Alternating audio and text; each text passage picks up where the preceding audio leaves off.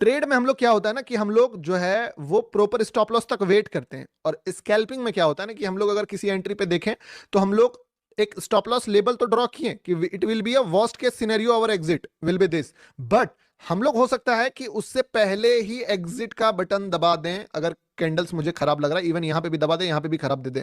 अगर market flow में देता है तो जो पैसा मिलेगा वो समेटेंगे, अगर नहीं देता है तो काट के निकल जाएंगे। ये होता है स्कैल्पिंग का माइंडसेट। और 15 मिनट का टाइम फ्रेम बड़ा करो और स्ट्रेटजी आपके सामने होगा। करना क्या है, 3 चीज चाहिए।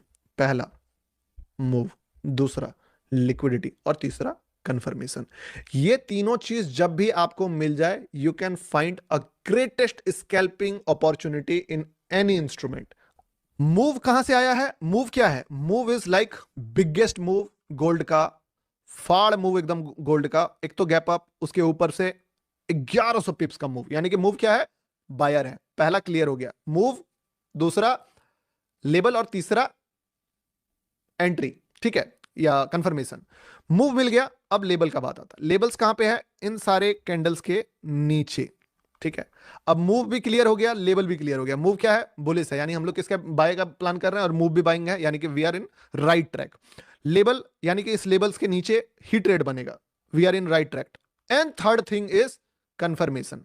कंफर्मेशन कहां से आएगा, कुछ नहीं, मार्केट शार्प फॉल करे ना, डोंट डिविएट। अब आपके पास पहले से मूव क्लियर है कि बाय करना है, दूसरा लेबल्स क्लियर है कि इस लेवल के नीचे बनेगा। अब चाहिए कंफर्मेशन।